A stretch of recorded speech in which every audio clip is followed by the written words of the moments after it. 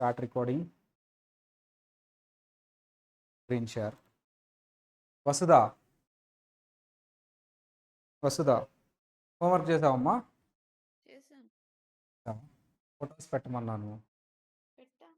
పెట్టావమ్మా నువ్వు? పెట్టాను సార్. పెట్టలేదు. పెట్టాను చూడండి. ఇప్పుడు ఇప్పుడు పెట్టింది 6:19కి పెట్టింది. నేను నైట్ 12 లోపు వచ్చేయాలి. ఓకే సార్, ఈసారి నుంచి అలా పెడతా. ఓకే ఓకే, సార్ చూద్దాం, హోంవర్క్ చూసేద్దాం. Format is very important. Format చాలా ఇంపార్టెంట్. మరి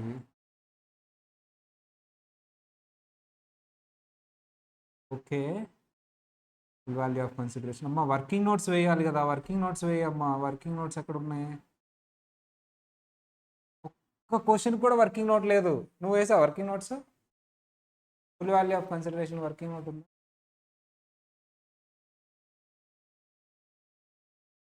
వర్కింగ్ నోట్ వేసావు, perfect. Working note 1, working note 2, perfect. అమ్మా వస్తుందా, ఏం చేద్దాం నేను? ఈసారి నుంచి వర్కింగ్ నోట్స్ వేస్తావా? ఈసారి నుంచి నీకు ఇంపోజిషన్ పడింది గుర్తుందా? నాకెందుకు? నువ్వు రాంగ్ చెప్పావు. As per act, as per మంజులాష కేసు రివర్స్ చెప్పావు కదా నిన్న. అది నా హ్యాండ్ రైటింగ్ నాకు అర్థం కాక అలా చెప్పాను సార్, అంతే. ఓకే ఓకే, సరే. ఈరోజు చాలా important topic, very important. Focus.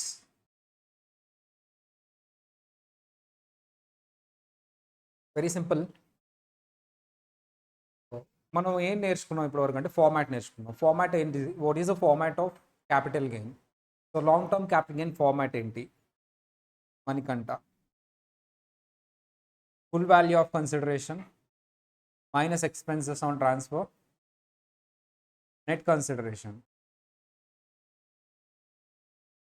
minus indexed cost of acquisition minus indexed cost of improvement,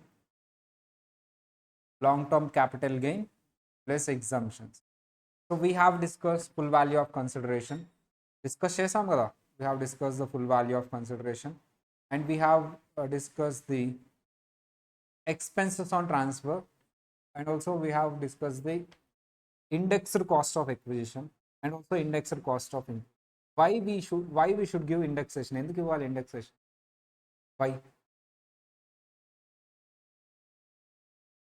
Why to meet a present value?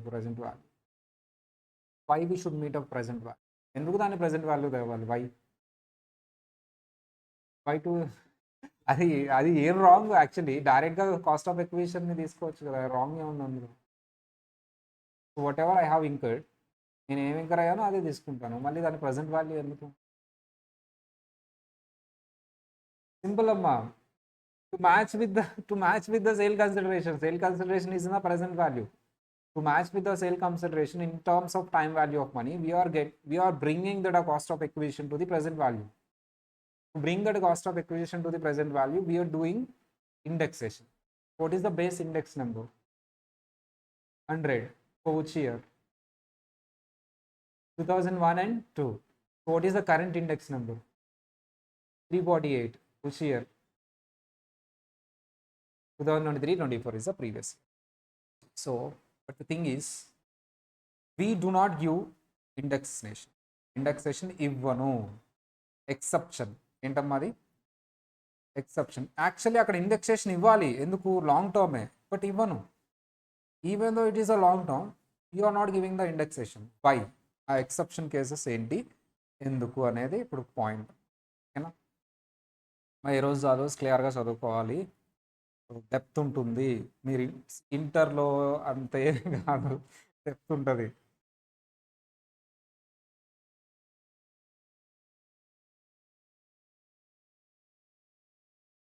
I think this was covered right. Cost of acquisition మర్చిపోకూడదు. ఈ 6 points నుంచి question guarantee అన్నాను, MCQ మర్చిపోకూడదు, very important. So indexation అయిపోయింది, కొన్ని examples చూసాం, formulas మర్చిపోకూడదు, Manjula Shah case మర్చిపోకూడదు. 8 examples are very important. And indexed cost of improvement, being it is index while I'm talking about a improvement, cost of improvement మాట్లాడుతున్నాను అంటేనే tangible గురించి మాట్లాడుతున్నానా, ఇంటాంజిబుల్ గురించి మాట్లాడుతున్నానా? Tangible. For the tangible asset what is the cost of improvement before అయితే ఎంత? Before 1/4/2001 cost of improvement. Cost of improvement ఇక్కడ చూస్తావు వస్తుందా? What is the cost of improvement for before అమ్మా, tangible asset before cost of improvement ఎంత తీసుకుంటావు? వస్తుందా? నిల్. నిల్. Why it is నిల్? నిల్. అదంతే, అదంతే నిల్లు. నువ్వు మళ్ళీ అడుగుతావేంటి? అది సెల్ఫ్. సెల్ఫ్ అంటే అమ్మా not it is a tangible right. 20 times 30 times imposition ఇచ్చినా పర్లేదు. తెలుసా చెప్పు why it is nil? Update చేస్తున్నాము, ఫెయిర్ మార్కెట్ వాల్యూకి అప్డేట్ చేస్తున్నాం కాబట్టి అందులో కవర్ అయిపోద్ది. వసుధ అర్థమైందా? మా నువ్వు బిఫోర్ అయితే ఎఫ్ఎంవికి అప్డేట్ చేస్తున్నావు కదా ఫెయిర్ మార్కెట్ వాల్యూకి, మార్కెట్ వాల్యూలో ఇంప్రూవ్మెంట్ కూడా కవర్ అయిపోతుంది. ఓకేనా? Okay right. So before it is nil, దానికి ఇండెక్సేషన్ కూడా ఉండదు. నిల్ అంటే ఇండెక్సేషన్ చేసినా నిల్లే వస్తుంది. ఇప్పుడు ఆఫ్టర్ అయితే if it is incurred by SSC or previous owner we should take what is improvement. Sir ఒక ఫ్లోర్ వేసాను, దా బిల్డింగ్ పైన ఇంకొక ఫ్లోర్ వేసాను, that is improvement. If the improvement was done before we will not take the improvement. ఎందుకు అంటే అది fair market వాల్యూలో cover అవుతుంది. If the improvement was happened after then we should take that improvement, and also we should give the indexation. As usual formula, cost of improvement into CII for the year of transfer divided by CII for the year of improvement, not acquisition. Okay, Vasudha, Sir. what is the formula for indexed cost of improvement?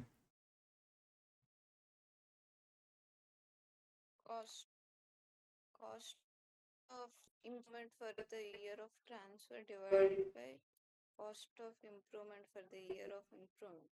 Right. కాదు. కాదా?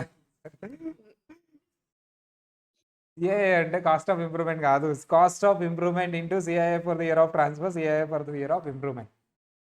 ఓకేనా? ఓకేనా? Okay sir. ఎన్నింటికి లేస్తున్నావు వస్తుందా? Morning ఎన్నింటికి లేస్తావు? 7 sir. Night ఎన్నింటికి అనుకుంటున్నావు? 1 sir. 1 చదువుకుంటున్నావు కదా 1 వరకు? నిజం చెప్పు. Yes sir. ఇస్తారంట. నిజమే సార్. నిజమేనా? డిటిఏ చదువుతున్నావు కదా? Okay sir. సరే ఈ ఎగ్జాంపుల్ చేసి ఆన్సర్ చెప్పమ్మా. You have 1 minute. నేను నమ్ముతా, నువ్వు ఆన్సర్ చెప్తే నేను నమ్ముతా. ఈ ఆన్సర్ ఎగ్జాంపుల్ ఆన్సర్ చెప్పు నాకు. 1 minute time. Have 1 minute.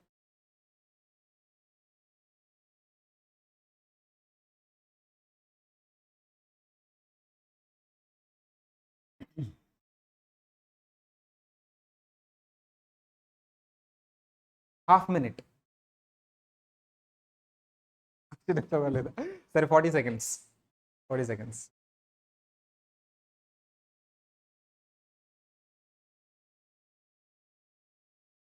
30 seconds. 30 seconds.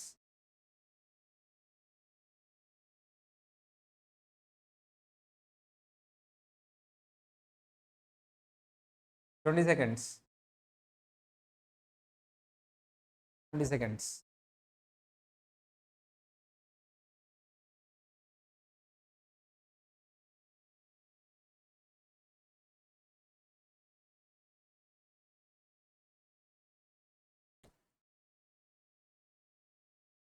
20 seconds.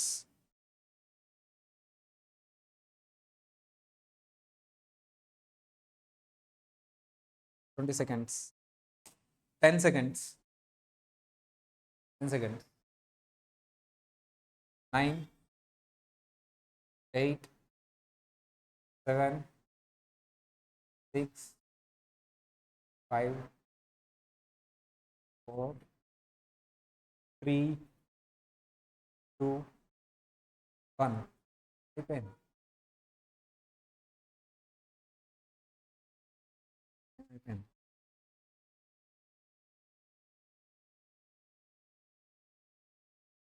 చెప్పు టైమర్ ఆఫ్ చేయాలి చెప్పు తొందరగా. 76 lakhs 2320 క్యాపిటల్ గెయిన్. ఇంకొక ఆన్సర్ ఏమైనా ఉందా? ఒకటే ఆన్సరా? వస్తుందా? ఒకటే ఆన్సరా వస్తుందా? ఈరోజు అయిద్దమ్మా? అవుతుంది సార్. ఈరోజు అయిద్దా? ఓకే, వెయిట్ చేస్తాం. ఇంకో హాఫ్ అన్ అవర్ వెయిట్ చేద్దామా?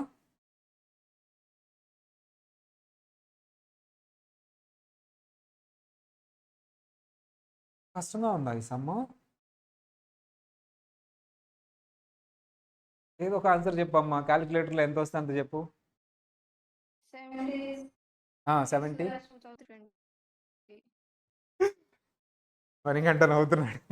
ఏదో ఒకటి చెప్పమన్నారు కదా, బోర్డు మీద ఉన్నా చెప్పేద్దామని. నిజంగా వచ్చిందా నువ్వు చెప్పు. కాదు సార్, కాదు నేను ఒకలానే చేశాను sir. Okay okay fine, right. So Mr. M sold a house property in previous year 23-24, మన previous year for 99 lakhs. What is the consideration? 99 lakhs. Whereas SDV is 1.5 crores, valuation by valuationer officer is 99 lakhs. So VO value SDV కంటే తక్కువ ఉంటే we should take a VO value. So full value of consideration ఎంత చెప్పండి? What is the full value of consideration? So full value of consideration is equal to 99 lakhs. Right? Minus expenses on transfer. They have given the expenses on transfer by percentage. ఈ percentage దేని మీద apply చేయాలి sir? దేని మీద apply చేయాలి? 5% consideration మీద. So EOT 99 lakhs, consideration కూడా 99 lakhs కదా. 99 lakhs into 5% ఎంత? 4,95,000. 4,95,000. Reduce it, we get a net consideration. What is the net consideration? 94,05,000. 94 lakhs 5,000. This is the net consideration, and we should reduce the indexed cost of acquisition. So indexed cost of acquisition. So let us read the remaining question. Expenses on transfer. Okay, this property was acquired in 2007 and 2008 for 3 lakhs. ఎంత కొన్నారంట? 3 lakhs కొన్నాడు. The same SSC. So not the previous owner. And 2007-8 before or after? After అయితే indexed cost of acquisition formula ఏంటి? After అయితే indexed cost of acquisition formula ఏంటి? Cost of acquisition into CI for the year of transfer divided by CI for the year of acquisition. ఓకేనా? Acquisition, this is the formula. So what is the cost of acquisition here? Sir మీరు fair market value అని రాయలేదు sir, అది after. Fair market వాల్యూతో సంబంధం లేదు. To take directly the cost of acquisition is 3 lakhs, and what is our index number? 348. What is the index number? Belongs to 2007-8 189. It was given in the question itself. Calculate it. 3 lakhs into 348 divided by 189. 5,52,380. 5,52,380. So we have also indexed cost of improvement. Sir, indexed cost of improvement calculate cheyali. Sir, indexed cost of improvement ante simple. Cost of improvement into 348 of this year. Improvement year entamma. So what is the year of improvement? To 1011. 1011 index number enta? 167. Very easy question amma. What is the improvement cost? 6 lakhs. మీరు ఒకటి observe చేశారా? Cost of acquisition కంటే ఏది ఎక్కువ ఉంది? అలా ఉండొచ్చా? ఉండొచ్చు కదా, ఉంటుంది. Okay, 6 lakhs into 348 divided by 167. 12,50,300. 3,300. What is the long term capital gain? 76,02,300. 6 lakhs 2,000. 76,02,300. Okay, correct. So అయిపోయింది, right answer. Next 1 minute. Next 1 minute. దీనికి కూడా మంజులా షాద్ ఉంటుంది కదా సార్ ఆన్సర్? ఉండదు. మణికంఠ ఆపకుండా నవ్వుతున్నాడమ్మా. మణికంఠ అయితే నవ్వుతున్నాడు ఆపకుండా. మంజులా షా ఏ కేసులో వస్తుందమ్మా? ప్రీవియస్ ఓనర్ వస్తేనే మంజులా షా వస్తుంది. ఎందుకు previous owner point of view తీసుకోవాలా, ఎస్ఎస్సి పాయింట్ ఆఫ్ వ్యూ తీసుకోవాలా అనే డిబేట్ ఆ కేసే మంజులా షా కేసు. అర్థమైందా వసుదా? లేదు. లేదా? So what is the Manjula Shah case? So Manjula Shah case ఏంటమ్మా, there is a debate between the department and the assessee. ఏంటి, ప్రీవియస్ ఓనర్ అంటే నేను కొనలేదు ఆ ప్రాపర్టీని, ప్రీవియస్ ఓనర్ నాకు గిఫ్ట్ ఇచ్చాడు, నా ముందు వాళ్ళు ఎవరో నాకు గిఫ్ట్ ఇచ్చారు. ఇప్పుడు నేను period of holding previous owner point of view తీసుకుంటున్నాను, కాస్ట్ ఆఫ్ ఎక్విజిషన్ కూడా previous owner point of view తీసుకుంటున్నాను, ఇండెక్స్ నెంబర్ మాత్రం యాక్ట్లో ఎస్ఎస్సి పాయింట్ ఆఫ్ వ్యూ తీసుకో అంటారు. అన్ని previous owner point of view తీసుకుంటే ఇండెక్స్ నెంబర్ కూడా previous owner point of view తీసుకోవాలి అని చెప్పింది మంజులా షా కేసులో. అర్థమైందా? Okay sir. అంటే మంజులా షా కేసు ఎప్పుడు అప్లై అయ్యింది, when there is a previous owner you have to check. Previous owner ఉన్నాడు అంటే చెక్ చేయాలి, ఎవరి point of view index number తీసుకోవాలి. అసలు ప్రీవియస్ ఓనరే లేడు అంటే మంజులా షా కేసు వస్తుందా? రాదు. ఇప్పుడు మన క్వశ్చన్లో ప్రీవియస్ ఓనర్ ఉన్నారా, మనమే పర్చేస్ చేసామా, gift or will or inheritance ఉందా, ఎక్వైర్డ్ బై ది ఎస్ఎస్సి ఉందా? Acquired by the SSC. There is no question of previous owner, so there is no Manjula Shah case. Got the point? Okay sir. అది next one చేయమ్మా.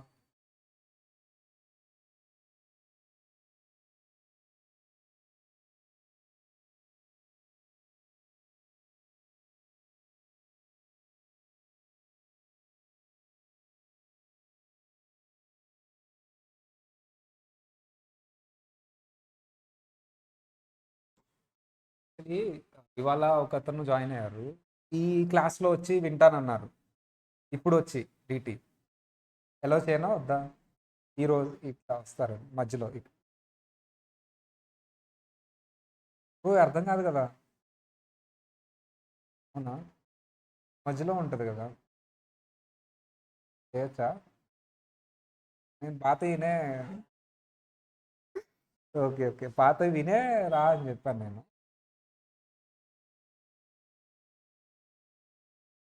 అంటారా, ఏమో పాత క్లాస్కి వినే రండి అని చెప్పి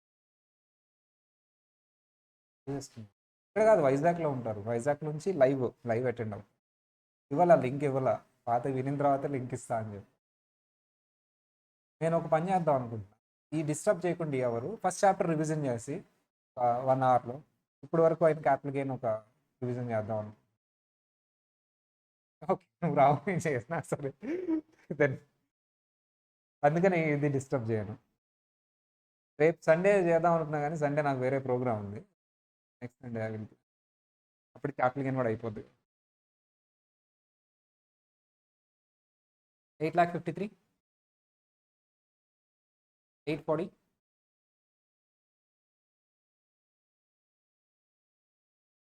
వస్తుందా? మేమేదో సుత్తి చెప్పుకున్నాం, మా లోపల చేసేస్తాం అనుకున్నాను.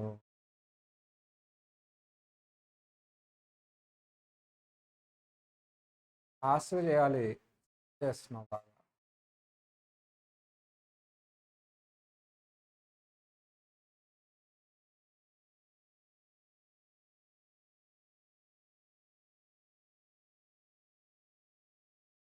ఫాస్ట్ చేయాలి.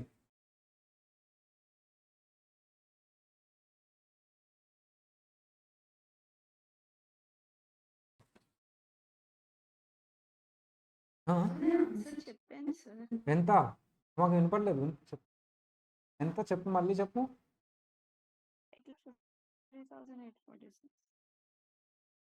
8 lakhs 53,846. రైట్ చేద్దామా. Mr. B has a vacant site on 21st September 2023, మన ఇయరే.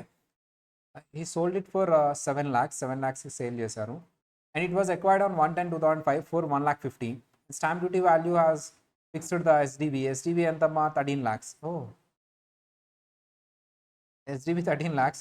In computer applicant in the hands of Mr. B. Very simple కదా, ఏముంది అసలు ఈ క్వశ్చన్లో.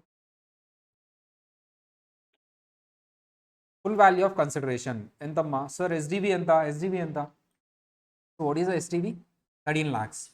సో సేల్ కన్సిడరేషన్ చెప్పాలి, సేల్ కన్సిడరేషన్ ఎంత, 7 lakhs, 13 lakhs 7 lakhs, 13 lakhs 7 lakhs, 7 lakhsతో 110% ఎంత అమ్మా? 7 lakhs మీద 110% ఎంత? 7 lakhs into 110%.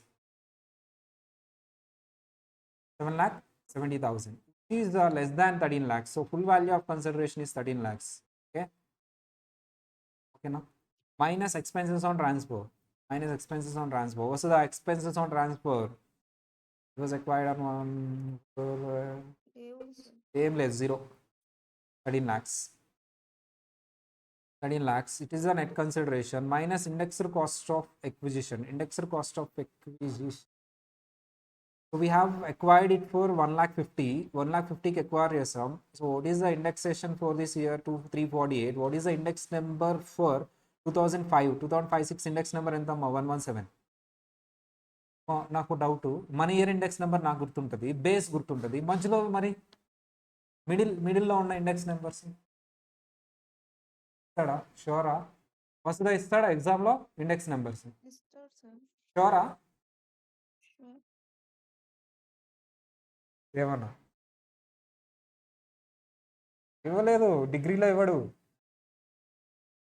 ఎగ్జామ్స్ డిగ్రీలో ఇచ్చారా? కొన్ని పేపర్స్లో ఇవ్వడమ్మా. ఈవెన్ ఇంటర్ పేపర్లో కూడా ఒక అటెంప్ట్లో ఇవ్వలేదు. ఫైనల్ పేపర్లో ఇస్తాడు, కింద నోట్ రాసేసి. మా రోజుల్లో మేము చదువుకుని వెళ్ళేవాళ్ళం, ఇచ్చేవాడు కాదు క్వశ్చన్ పేపర్లో. చదువుకొని ఏ ఇయర్ గుర్తుపెట్టుకుని వెళ్ళేవాళ్ళం. మా కష్టం. సరే మీకు ఇస్తారులేమ్మా, భయపడద్దు. ఎంతో చెప్పండి అది.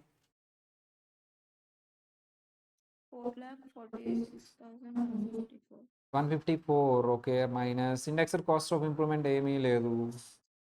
We should reduce this one and we get a long-term capital gain. ఎంతమ్మా? 8 lakhs.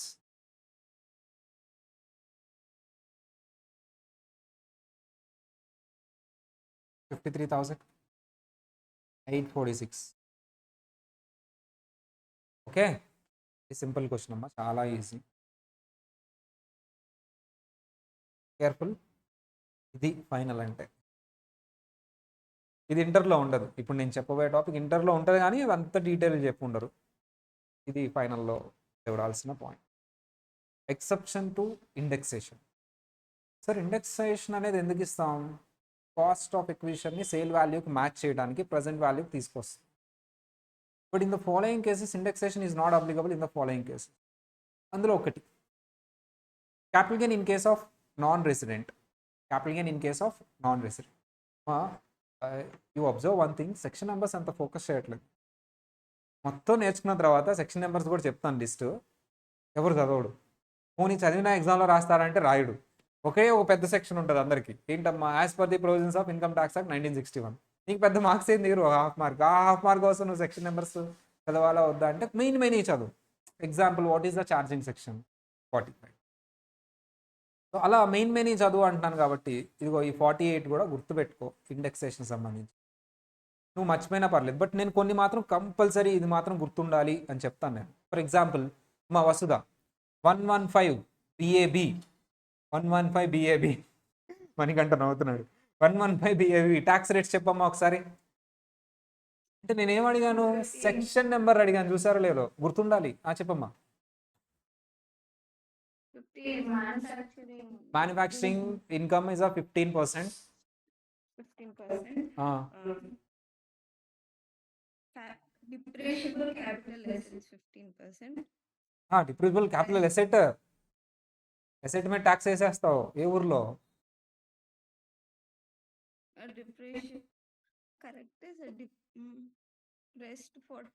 Short term capital gain on depreciable assets 15%. ఏం చేద్దాం? 5 times ఇంపోజిషన్. ఓకేనా?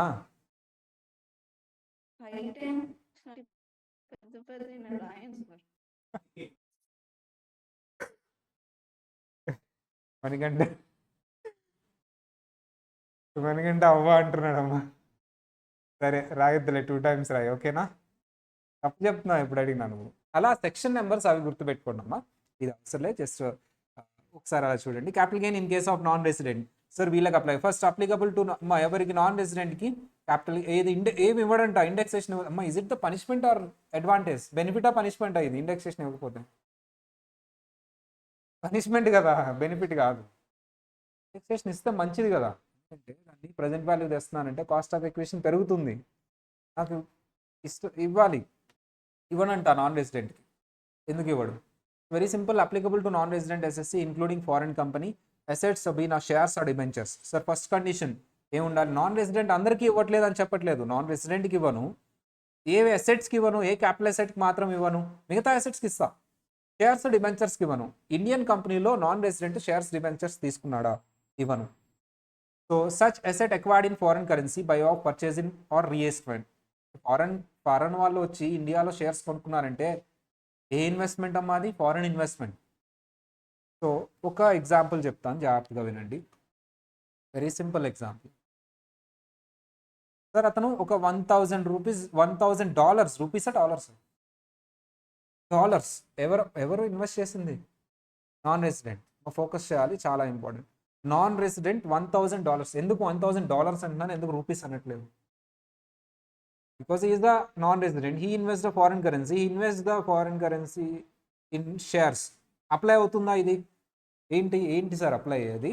So very simple, first provision of section 48 apply అవుతుందా? అప్లై అవుతుంది. Condition number 1 satisfied, non resident. Condition number 2 satisfied, shares. Condition number 3 foreign currency, satisfied. First, second, third, 3 conditions satisfied. What is the fourth condition? Capital gain first calculating. Fourth condition కాదులే, 3 conditions అమ్మా. First provision అంటే indexation ఇవ్వకుండా ఉండాలంటే నీకు 3 conditions apply అవ్వాలి. First condition ఏంటి? Non resident. Second condition ఏంటి? Shares or debentures. Third condition ఏంటి? Foreign currency. So I have a doubt. You have purchased $1,000. ఒక్కొక్క డాలర్ ఎంత? 82. How much it is? 82,000. So rupees కదా, 82,000 rupees, right? So I have invested this 82,000 rupees in Reliance RIL. ఈ రోజు date ఎంతమ్మా? లేదు, గుర్తులేదు కదా. వస్తుందా చెప్పింది ఈరోజు డేట్ ఎంత? గుర్తుందా? నన్ను అయితే అడగద్దు, నాకు గుర్తుండదు. 27, రైట్? 27 ఈరోజు కొన్నాను. ఆఫ్టర్ 1 month, కరెక్టే లే, 27 కరెక్టే. ఆఫ్టర్ 1, ఇక్కడ కనిపిస్తుంది కదా కింద, చూడలేదా? Okay, right. 27 August 2024. After 1 month ఏమి ఇంక్రీజ్ అవ్వాలా రిలయన్స్ షేర్? అంటే రిలయన్స్ షేర్స్ ఏమి ఇంక్రీజ్ అవ్వలేదంటే 80,000 పోతే ఎంత ఉంటుందమ్మా? 82,000 ఉంటుంది. ఇంక్రీజ్ ఏం అవ్వలేదు. 82,000 ఉంటుంది, అది ఏమి ఇంక్రీజ్ అవ్వలేదు. 82,000 విల్ బికమ్ ద 82,000. మరి ఏం చేయాలి సార్? 82,000ని 82,000 అయింది. ఎప్పుడైంది ఇది? 82,000 1 month తర్వాత కూడా అంతే ఉంది. జాగ్రత్తగా వినండి ఇదే. కానీ 82 కాస్త డాలర్, $1 ఈజ్ ఈక్వల్ టు 82 కాస్త ఇక్కడ 80 అయింది. అర్థమైందా? ఇతను పాయింట్ ఆఫ్ వ్యూ చూడండి. ఇతను 82 అంటే ఎన్ని డాలర్స్ ఇన్వెస్ట్ చేశాడు? 1000. ఇప్పుడు షేర్ వాల్యూ ఏమి ఇంక్రీజ్ కాలా, కానీ డాలర్ వాల్యూ ఏమైంది? డౌన్ అయింది. అంటే ఎన్ని డాలర్స్ ఇతను వచ్చింది చెప్పండి, ఇక్కడ ఎంతో క్యాలిక్యులేషన్ చెప్పండి. ఇది ఎలా వచ్చింది? 1000. 82,000 డివైడెడ్ బై 82.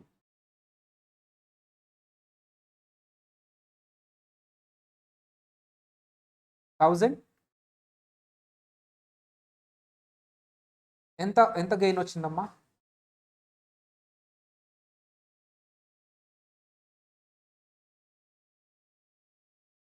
పెరిగినాయి కదా డబ్బులు. సరే, రిలయన్స్ షేర్స్ 1 month తర్వాత అమ్మేస్తే ఎంత వస్తాయి అతనికి dollars?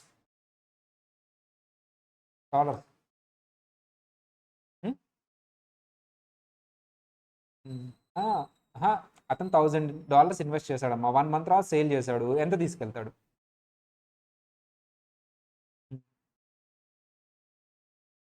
$20. Is that the real gain? Exchange గెయినా, క్యాపిటల్ గెయినా? Exchange gain. సో అంటే ఇతనికి క్యాపిటల్ గెయిన్ క్యాలిక్యులేట్ చేసేటప్పుడు అతని పాయింట్ ఆఫ్ వ్యూలో డాలర్స్తో క్యాపిటల్ గెయిన్ క్యాలిక్యులేట్ చేసేటప్పుడు నిజంగా షేర్ వాల్యూ ఇంక్రీజ్ అవ్వకపోయినా గెయిన్ కనిపించింది. దేనివల్ల వచ్చింది ఇది? దేనివల్ల మా షేర్ వాల్యూ ఇంక్రీజ్ అవ్వలేదు, బట్ ఎక్స్చేంజ్ రేట్ అనేది చేంజ్ అయింది. దానివల్ల కూడా వస్తుంది. అంటే ఇతను గెయిన్ క్యాలిక్యులేట్ చేసేటప్పుడు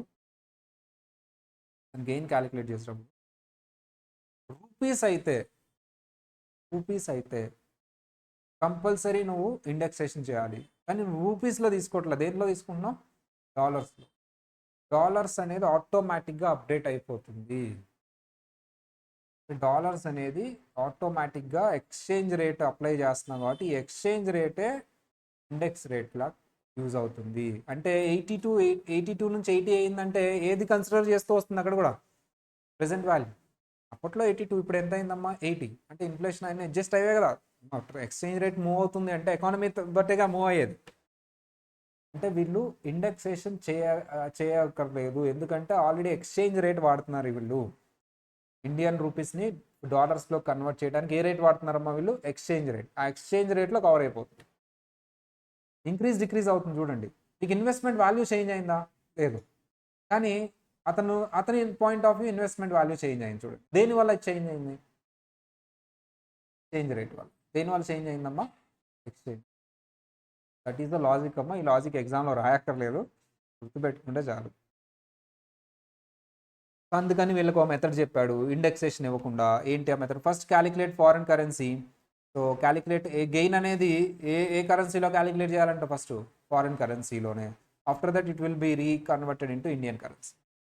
సో ఫారిన్ కరెన్సీలో క్యాలిక్యులేట్ చేయండి, తర్వాత ఇండియన్ కరెన్సీలోకి కన్వర్ట్ చేయండి. Cost of acquisition. So average ఏ రేట్తో కాస్ట్ ఆఫ్ ఎక్విజిషన్ని వాళ్ళు రిలయన్స్ షేర్స్ ఎంత కొన్నారమ్మా? 82,000 కొన్నారు. 82,000కి కాస్ట్ ఆఫ్ ఎక్విజిషన్ రిలయన్స్ షేర్స్లో ఎంత ఇన్వెస్ట్ చేశాడమ్మా? ఇదిగో చూడండి, మెథడ్ ఆఫ్ కన్వర్షన్. ఏం చేయాలంట? First calculate foreign currency and ఆపరేటరీ కన్వర్ట్. అంటే ఫస్ట్ ఫారిన్ కరెన్సీలో కన్వర్ట్ చేయాలి అది. అతను ఎంత ఇన్వెస్ట్ చేశాడమ్మా? 82,000. ఇది ఫారిన్ కరెన్సీలో కన్వర్ట్ చేయాలి. ఫారిన్ కరెన్సీలో కన్వర్ట్ చేయాలంటే ఇక్కడ ఏం యూజ్ చేస్తున్నా నేను? Exchange rate. ఏ రేట్ యూజ్ చేయాలి సార్? బయింగ్ రేట్ యూజ్ చేయాలా? అమ్మా ఎక్స్చేంజ్ రేట్స్ 2 ఉంటాయి, సెల్లింగ్ రేటు, బయింగ్ రేట్. నీకు ఎస్ఎఫ్ఎంలో చెప్తామమ్మా, డెరివేటివ్స్ దగ్గర, ఫారెక్స్ దగ్గర చెప్తాను. ప్రస్తుతానికి ఇలా గుర్తుపెట్టుకో.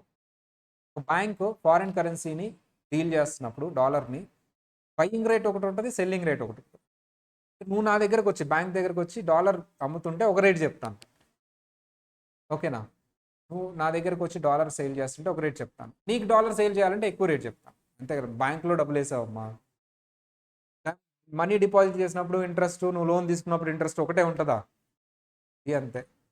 అంటే బయింగ్ రేట్ వేరు ఉంటుంది, సెల్లింగ్ రేట్ వేరు ఉంటుంది. దేనికి సంబంధించి? ఫారిన్ కరెన్సీ సంబంధించి. Example dollar.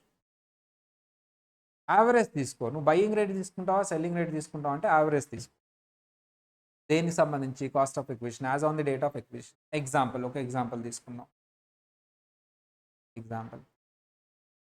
సో నేను 82,000 రిలయన్స్ షేర్స్లో ఇన్వెస్ట్ చేశాను, ఆర్ఐఎల్లో. ఎప్పుడు ఇన్వెస్ట్ చేసావు సార్? ఎప్పుడో లాంగ్ ఎగో ఇన్వెస్ట్ చేశాను. ఎప్పుడు సార్? 1/1/2019లో ఇన్వెస్ట్ చేశాను. ఆ రోజు buying rate, so exchange rate అంటారు. ఆ రోజు బయింగ్ రేట్ ఎంత, సెల్లింగ్ రేట్ ఎంత? ఆ రోజు బయింగ్ రేట్ ఎంత సార్? 2019లో ఎంత ఉండొచ్చు? 75, 70. ఓకే. సో ఇదేంటమ్మా? Cost of acquisition. నేను ఈరోజు సేల్ చేశాను, సోల్డ్. ఎప్పుడు సేల్ చేశాను సార్? ఫర్ ఎగ్జాంపుల్ 1/10/2024 సేల్ చేశాను. ఎంతకు సేల్ చేశావు సార్? 82,000ని కాస్త ఎంతకు సేల్ చేశానమ్మా? నేను 95,000కి సేల్ చేశాను. సో సేల్ చేశాను. ఈరోజు ఉన్న ఎక్స్చేంజ్ రేట్స్ ఎంత సార్? బయింగ్ రేట్ ఏమో 80, సెల్లింగ్ రేట్ ఏమో రివర్స్లో రాసాను. సెల్లింగ్ రేట్ ఎక్కువ ఉంటుందా, బయింగ్ రేట్ ఎక్కువ? తక్కువ కొనుక్కుంటా, ఎక్కువ కమ్ముకుంటా, ఓకేనా? బ్యాంక్ అమ్మా. So sir expenses on transfer, ఇది కూడా expenses on transfer average rate ఇవన్నీ. సో ఇప్పుడు ఏం చేయమంటున్నాడమ్మా? క్యాపిటల్ గెయిన్ క్యాలిక్యులేట్ చేయాలి. ఇండియన్ రూపీస్లో క్యాలిక్యులేట్ చేయాలా, ఫారెన్ కరెన్సీలో క్యాలిక్యులేట్ చేయాలా? నాన్ రెసిడెంట్కి ఫారెన్ కరెన్సీలో. అంటే ఫస్ట్ దీన్ని ఏం చేయాలి, నేను ఫారెన్ కరెన్సీ కన్వర్ట్ చేయాలి. కన్వర్ట్ చేయమ్మా. Full value of consideration sir, full value of consideration, full value of consideration, average of buying rate and selling rate on the date of transfer. Transfer చేసిన date రోజు average ఎంతో చూడండి అమ్మా. Average ఎంతో చూడమ్మా. 80 + 82 divided by 2.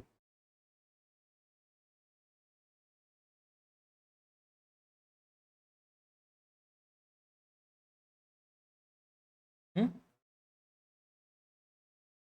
80 + 82 divided by 2.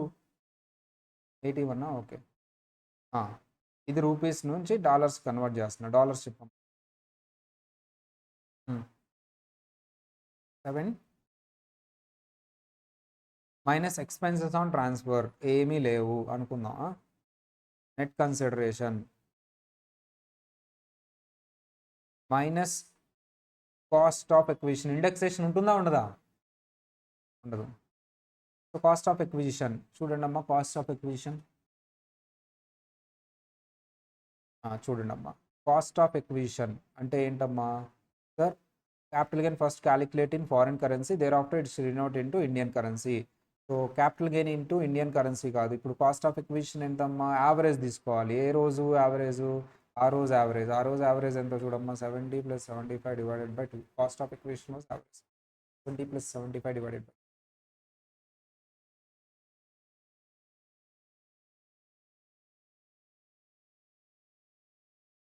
చెప్పు, rate చెప్పు. 72.5.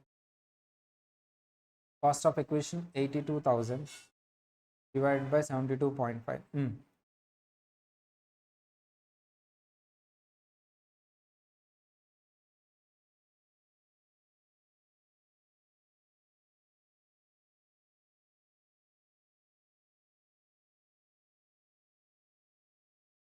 41. దీన్ని ఇండియన్ రూపీస్లో కన్వర్ట్ చేసి ట్యాక్స్ కట్టాలి. ఇండియన్ రూపీస్లో ఎలా కన్వర్ట్ చేయాలి? ఇప్పుడు యావరేజ్ తీసుకోకూడదమ్మా. బయింగ్ రేట్ తక్కువ తీసుకో. Benefit to the SSC. మా అన్నిటికీ యావరేజ్ తీసుకున్నాడు, కానీ ఇది మాత్రం ఏం తీసుకున్నాడు చూడమ్మా. బయింగ్ రేట్ ఎక్కువ ఉంటుందా, సెల్లింగ్ రేట్ ఎక్కువ ఉంటుందా? సెల్లింగ్ రేట్ ఎక్కువ ఉంటుంది. సో కానీ ట్యాక్స్ కట్టేటప్పుడు మాత్రం తక్కువ రేటు తీసుకో అంటున్నాడు. ఏ రోజు తీసుకోవాలి? డేట్ ఆఫ్ ట్రాన్స్ఫర్ రోజు. డేట్ ఆఫ్ ట్రాన్స్ఫర్ రోజు బయింగ్ రేట్ ఎంతో చూడండి అమ్మా. 80.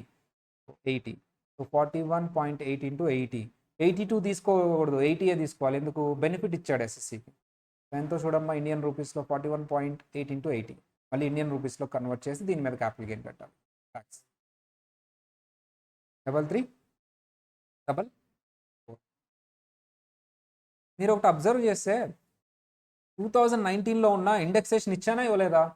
ఇవ్వలేదు. రీజన్ ఏంటి sir? Sir you are using the exchange rate.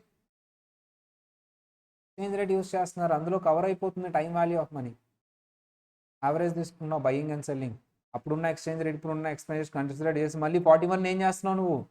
80తో multiply చేస్తున్నావు కదా. వచ్చిన దాన్ని ఏం చేస్తున్నావు అమ్మా? 80తో మల్టిప్లై చేస్తున్నావు. 80 అనేది కరెంట్ ప్రజెంటా పాస్టా? ప్రజెంట్ దాంతో మల్టిప్లై చేస్తున్నావు. మళ్ళీ ఇండెక్సేషన్ ఇస్తారా? అవసరం లేదు. అల్టిమేట్గా వచ్చిన ఆన్సర్ని నువ్వు మళ్ళీ ప్రజెంట్కి తెచ్చేస్తున్నావు 80తో. అందుకని ఇండెక్సేషన్ లేదు. లాజిక్ అవసరం లేదమ్మా. ఫార్మాట్ ఉంటే సరే. ఏం గుర్తుపెట్టుకోవాలి సార్? ఫస్ట్ స్టెప్, నువ్వు ఎప్పుడైనా సరే నాన్ రెసిడెంట్ షేర్స్లో ఇన్వెస్ట్ చేసినప్పుడు సో క్యాపిటల్ గెయిన్ ఎలా క్యాలిక్యులేట్ చేయాలి సార్? క్యాపిటల్ గెయిన్ ఫారిన్ కరెన్సీలో ఇన్వెస్ట్ చేస్తాడా? Yes sir. కానీ నీకు ఇండియన్ రూపీస్ ఇస్తాడు అక్కడ. ఫస్ట్ ఆ ఇండియన్ రూపీస్ కన్సిడర్ అమ్మా. వాడు సేల్ చేశాడంటే రూపీస్ వస్తాయా, డాలర్స్ వస్తాయా? ఇండియాలో ఇన్వెస్ట్ చేసి సేల్ చేస్తే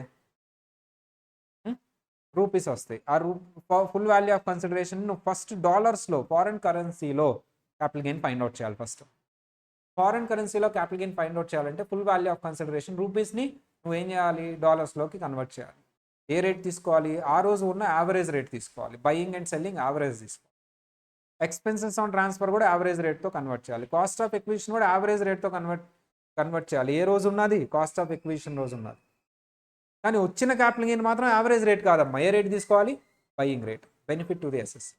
అక్కడ కూడా యావరేజ్ ఉండాలి. యాక్చువల్లీ డేట్ ఆఫ్ ట్రాన్స్ఫర్ రోజు ఉన్న యావరేజ్ రేట్ ఉండాలి. కానీ చూడమ్మా, యావరేజ్ రాయకుండా ఏం రాస్తాడు చూడు? Buying rate. ఎవరికి బెనిఫిషియల్ ఇది? ఎస్ఎస్సి. యావరేజ్ తీసుకున్నా పెద్ద పోయేదేం లేదు. ఆ రెండింటికి మధ్యలో డిఫరెన్స్ చాలా తక్కువ ఉంటుంది. చిన్న చిన్న బెనిఫిట్లు ఇస్తాడమ్మా. పెద్ద బెనిఫిట్ అయితే ఇవ్వలేదు ఇండియన్ గవర్నమెంట్. చిన్న చిన్నవి అయితే వదిలేస్తా. ఇవి బాగా గుర్తుపెట్టుకోవాలమ్మా. బాగా గుర్తుపెట్టుకోవాలి. సార్ ఏంటి సార్ బాగా గుర్తుపెట్టుకోవాల్సింది అంటే, సార్ ఫస్ట్ ఎప్పుడైనా సరే నాన్ రెసిడెంట్ షేర్స్లో ఇన్వెస్ట్ చేసి డిబెంచర్స్లో ఇన్వెస్ట్ చేసి సేల్ చేసినప్పుడు క్యాపిటల్ గెయిన్ ఎలా క్యాలిక్యులేట్ చేయాలి? First calculate capital gain in foreign currency. Foreign కరెన్సీలో క్యాపిటల్ గెయిన్ క్యాలిక్యులేట్ చేయాలంటే నువ్వు ఫస్ట్ ఇండియన్ రూపీస్ నుంచి ఫారిన్ కరెన్సీకి కన్వర్ట్ చేయాలి. వాటిని కన్వర్ట్ చేయాలంటే ఏ ఎక్స్చేంజ్ రేట్ వాడాలి సార్ అంటే యావరేజ్ ఎక్స్చేంజ్ రేట్ వాడాలి. ఏ రోజు ఉన్న యావరేజ్ వాడాలి? Buying and selling average, sale చేసిన రోజు, rate of transfer. Expenses on transfer కూడా average rate, cost of acquisition కూడా యావరేజ్ రేటే, but at the time of acquisition average. కానీ వచ్చిన capital gain in foreign currency మళ్ళీ ఎలా కన్వర్ట్ చేయాలి? ఇండియన్ రూపీస్లో కన్వర్ట్ చేయాలి. అప్పుడు కూడా ఎక్స్చేంజ్ రేట్ వాడాలి, కానీ యావరేజ్ కాదు, బయింగ్ రేట్. ఇక్కడ ఇంపార్టెంట్ పాయింట్ ఏంటమ్మా? బయింగ్ రేట్ వాడటం దేనికి? ఇండియన్ కరెన్సీలో కన్వర్ట్ చేయడానికి. ఇప్పుడు నువ్వు ఇండియన్ కరెన్సీలో కన్వర్ట్ చేయడానికి ఏ రేట్ వాడుతున్నావు? కరెంట్ ఉన్న బయింగ్ రేట్ వాడు. యావరేజ్ వాడినా బయింగ్ రేట్ యావరేజ్ అయినా అంటే ఆ కరెంట్కి తీసుకొచ్చేస్తాం. అందుకని ఇండెక్సేషన్ కూడా లాజికల్.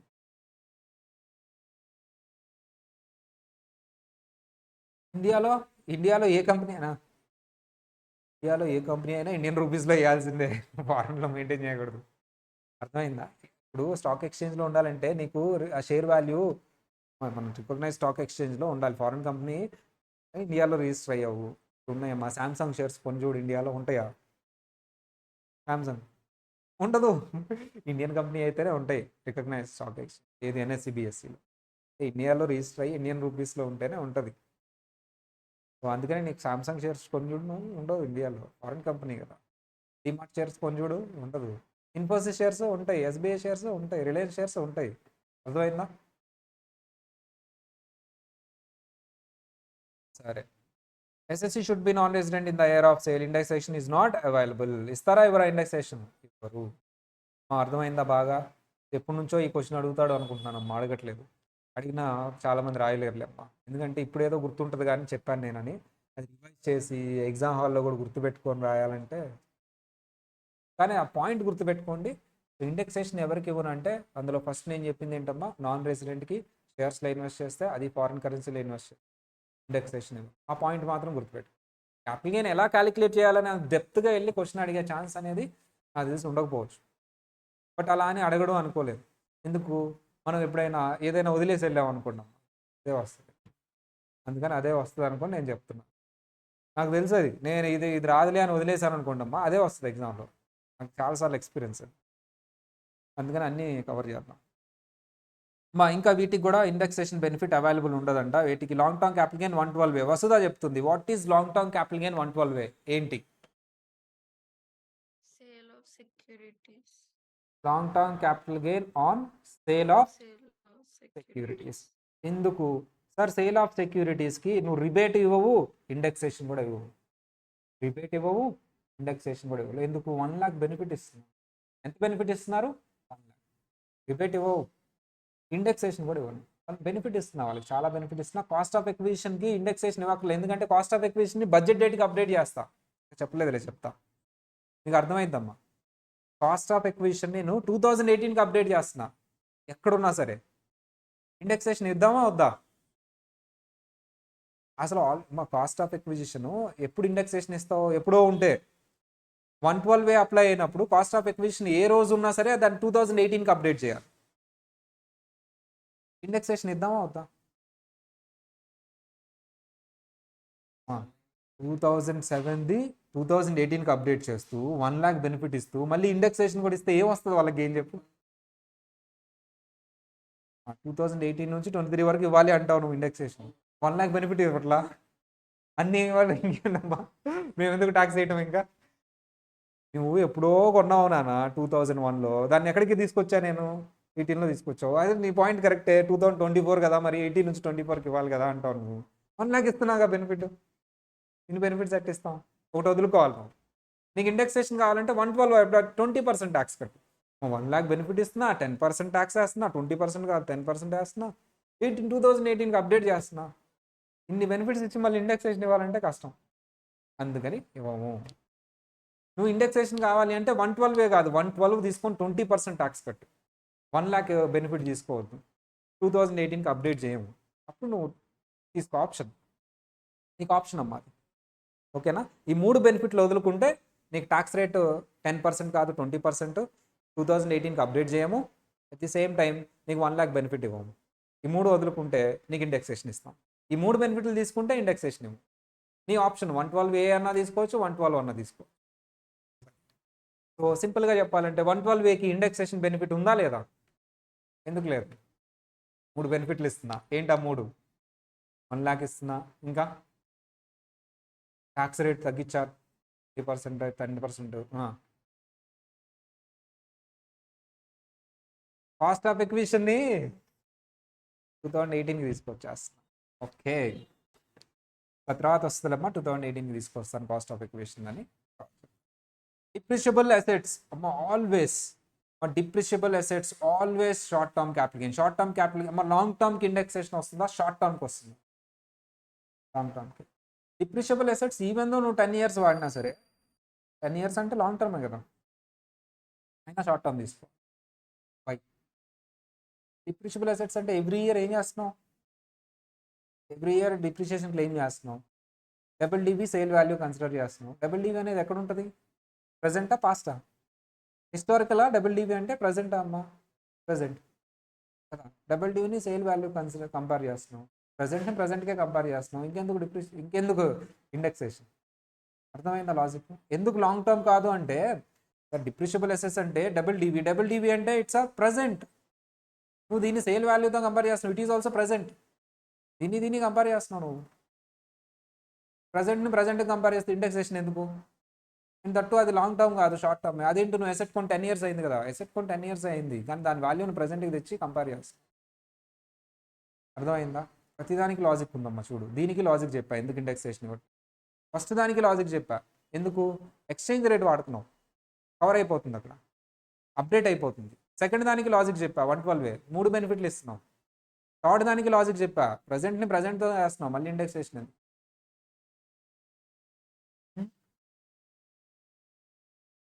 ఏదైనా అదే కదమ్మా, రైట్ లైన్ అయినా సరే డిప్రిషియేషన్ తీస్తున్నావు కదా. రైట్ లైన్ అయినా అదే కదా, హిస్టారికల్ కాస్ట్ అయితే కాదు. డబుల్ డివి అంటే అదే కదమ్మా. డబుల్ డివి రిటర్న్ డౌన్ వాల్యూ అనుకుంటున్నావు. రిటర్న్ డౌన్ వాల్యూ అంటే మెథడ్ వేరు. Return down value means cost minus depreciation అని. ఓకేనా? డిప్రిషియేషన్ అనేది నువ్వు డబుల్ డివి ఫాలో అవచ్చు, ఎస్ఎల్ఎం ఫాలో అవచ్చు, ఏ మెథడ్ అయినా ఫాలో అవచ్చు. అది నా భాషలో రిటర్న్ డౌన్ వాల్యూ అంటే, ఏ భాషలో అయినా అంతేలే. సరే, నువ్వేమో మెథడ్ గురించి అనుకుంటున్నావా? కాదు కాదు. Slum sale. So what is this slum sale? Business మొత్తాన్ని ఒకేసారి కట్టకట్ట అమ్మేస్తున్నా. మా అసెట్స్ ఉన్నాయి, అందులో లాంగ్ టర్మ్ అసెట్ ఉండొచ్చు, short term asset. Long term asset అంటే ఏంటి? ఎప్పుడో కొన్న అసెట్. షార్ట్ టర్మ్ అంటే ఏంటి? 2 years బ్యాక్ కొన్న అసెట్. అన్నీ కలిపి అమ్మేస్తున్నావు ఒక రేట్కి. ఇప్పుడు ఆ వచ్చిన గెయిన్ షార్ట్ టర్మా లాంగ్ టర్మ్? చెప్పలేం కదా. అందుకని అసలు స్లమ్ సేల్లో ఇప్పుడు మీరు చెప్పిన ఫార్మాటే అప్లై కాదు. లాంగ్ టర్మ్ కాదు, షార్ట్ టర్మ్ కాదు, సపరేట్. అందుకని అక్కడ కూడా ఇండెక్సేషన్. ఓకేనా? ఎందుకు సార్, అది long term asset short term asset అన్నిటికి కలిపి ఒక కన్సిడరేషన్ సార్, దాన్ని డివైడ్ చేయలేము. అసలు ఈ ఫార్మాటే అప్లై కాదు. ఈ ఫార్మాటే అప్లై కానప్పుడు ఇండెక్సేషన్ అసలు అప్లై కాదు, సపరేట్ ఫార్మాట్. ఎలా సార్ సపరేట్ ఫార్మాట్? ఏం లేదా, బ్యాలెన్స్ షీట్ని ప్రజెంట్కి తెస్తాం. ఆ ప్రజెంట్కి తెచ్చిన వాల్యూస్ని సేల్ వాల్యూతో కంపేర్ చేస్తాం. ఆల్రెడీ నువ్వు బ్యాలెన్స్ షీట్ వాల్యూస్ని ఎక్కడ తెస్తున్నావు? హిస్టారికల్ వాల్యూస్ని ప్రజెంట్కి తెస్తున్నావు. ఇంకెందుకు ఇండెక్సేషన్? లాజిక్ అర్థమైందమ్మా? స్లమ్ సేల్లో బ్యాలెన్స్ షీట్లో ఉన్న వాల్యూస్ అన్నింటినీ ప్రజెంట్కి తెచ్చి ఆ ప్రజెంట్ వాల్యూని తీసుకెళ్ళి సేల్ వాల్యూతో కంపేర్ చేస్తా, ఆ గెయిన్ని ట్యాక్స్ కట్టమని. ఇండెక్సేషన్ అవసరం లేదా? అవసరం లేదు. తర్వాత వస్తుంది స్లమ్ సేల్, పెద్ద టాపిక్. బాండ్స్. ఇది వినాలమ్మా, అమెండ్మెంట్ గ్రీన్లో రాలా అమెండ్మెంట్స్ అన్ని. సరే, అర్థం కాల.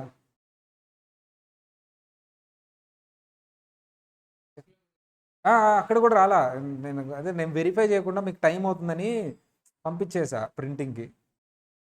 మొన్నటిదాకా కలర్లు కనపడలే, ఈరోజే కలర్లు కనపడుతుంది నాకు రెడ్ అని. మొన్నటిదాకా అసలు బ్లర్, ఈరోజు నాకు కొంచెం కనపడుతుంది. రోజు రోజుకి క్లారిటీ వస్తుంది. నేనేం చేసా, యాక్చువల్లీ డీటీ కలర్ ఉంది కదా, అది ఏ కలర్ చెప్పమ్మా? అదే బ్యాక్గ్రౌండ్ కలర్. నేను రెడ్ అనుకున్నా వేసా, అది డీటీ కదా రెడ్ వేద్దాం అనుకున్నా, కానీ అది గ్రీన్ అని ఇప్పుడే నాకు తెలిసింది. అంటే వాళ్ళు లేజర్ పెట్టేస్తారమ్మా మొత్తం తీసేస్తారు లేయర్స్ అన్ని బర్న్ చేస్తారు. 5 days ఏం కనపడదు అనమాట. అయినా సరే వెరిఫై చేశా పేరు పెట్టుకొని. ఇప్పుడంతా డిఫరెంట్గా కనిపించింది, ఇప్పుడు ఇంకోలా కనిపిస్తుంది. అదే అది కాక నేను లెన్స్ అవన్నీ వాడే కాబట్టి డ్రై అయిపోయింది అయ్యి అంతా. అసలు అది జాగ్రత్తగా వినాలి ఈ point. Bonds and debentures careful. Sir ఎందుకు బాండ్స్ అండ్ డిబెంచర్స్కి ఇండెక్సేషన్ ఇవ్వరు? ఇస్తున్నావా? ఆ 112 తీసుకోకపోతే ఇస్తా, ఆ బెనిఫిట్స్ తీసుకోకపోతే ఇస్తాను. బాండ్స్కి ఎందుకు ఇవ్వవు? డిబెంచర్స్కి ఎందుకు ఇవ్వవు? Bond and debenture is a loan.